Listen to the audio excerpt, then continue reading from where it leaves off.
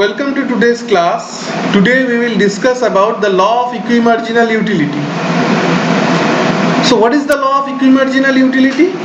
In a single commodity model, say commodity X, the consumer having a limited income will maximize the net utility when lambda px equals to mu x. We know, as previously discussed in earlier class, lambda px equals to mx is the equilibrium condition of the consumer in a single commodity model, where lambda equals to mu of money, px equals to price per unit of commodity x, and mux is the marginal utility obtained from the commodity x.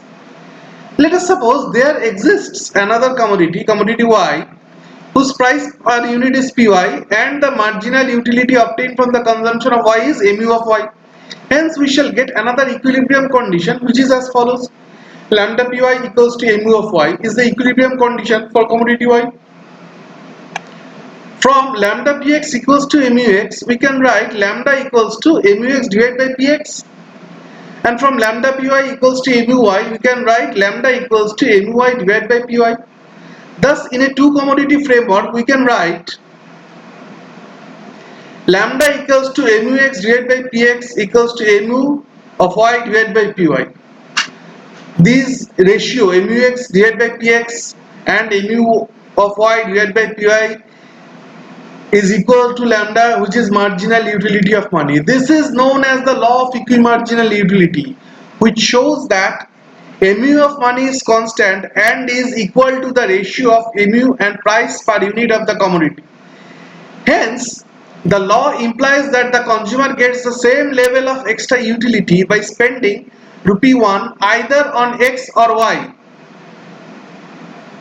Now we can derive the law of demand from the law of equimarginal utility. How? We will prove the law of demand for commodity X.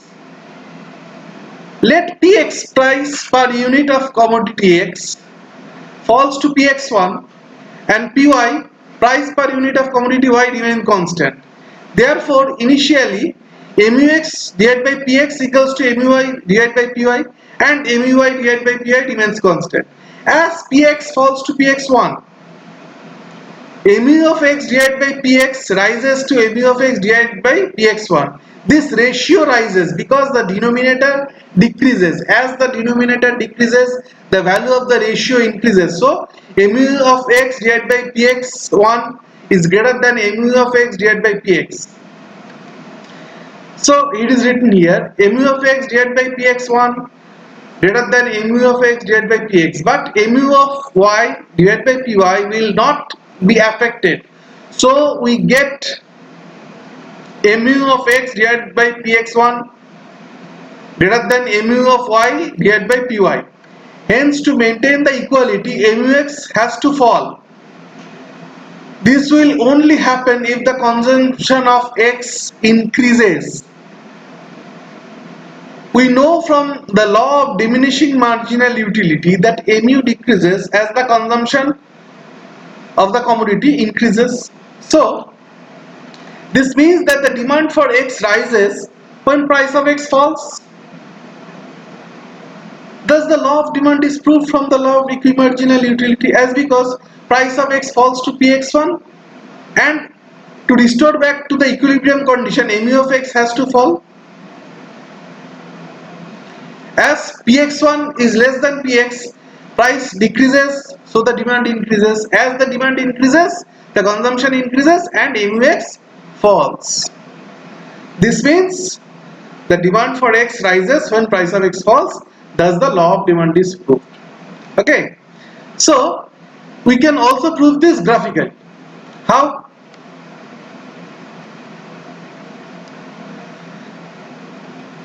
We have drawn this figure here. This figure is figure 1, this is figure 2, and this is figure 3. In figure 1, in vertical axis, we measure mux divided by px. In figure 2, in vertical axis, we measure muy divided by py. In figure 1, we measure in the horizontal axis consumption of x, and in the horizontal axis, in figure 2, we measure the consumption of y. In figure 3,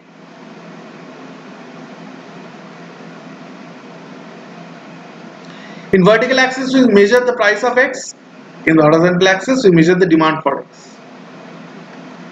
So in figure 1 we have drawn the MUX divided by PX curve, and in figure 2 we have drawn the MU of Y divided by PY curve. The straight line through which figure 1 and figure 2 represents lambda or MU of money, this line represents lambda. This portion is lambda. This lambda, this is the portion, this is lambda. This straight line represents lambda or MU of money. Initially lambda equals to MUX divided by PX equals to MU of Y divided by PY. So E1 is the initial equilibrium point. Here E2, MU of X equals to lambda equals to MUX by PX and lambda equals to MUY by PY. E1 and E2 at these 2 points. So this is shown by the equilibrium points E1 and E2. The initial price and quantity combination of the commodity is OPX and OX1. This is OX1 and let the price be OPX. So OPX is the price and OX1 is the commodity or the demand, commodity consumed or demand. So the price quantity combination is plotted in figure 3, which gives us a point like A.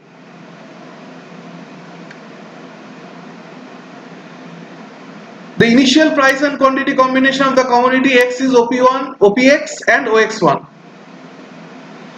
from which we get a point like A in figure 3. The price falls to PX1. The price falls to PX1. This MUX by PX, this line is MUX by PX. If PX falls, MUX by PX increases. Say PX falls to PX1. So MUX divided by PX, this curve shifts upwards here and the new equilibrium point is E3. As PY remains constant, MUY by PY, this curve remains constant. So this is the new equilibrium point E3 and E2. At this point E3, the price is PX1 and the quantity is OX2. This price and quantity combination is plotted in figure 3, OPX1 and OX2. This PX1 and X2, this price and quantity combination gives us a point like B in figure 3. Joining this A and B, we get a downward sloping demand curve DD for the commodity X in figure 3. Thus the law of demand is proved through the help of law of equimarginal utility. I hope you have understood how we have proved this law of demand from law of equimarginal utility graphically and logically also. So thank you very much for watching this video. If you have any doubts or would like to comment, please feel free to comment on my video. Thank you very much.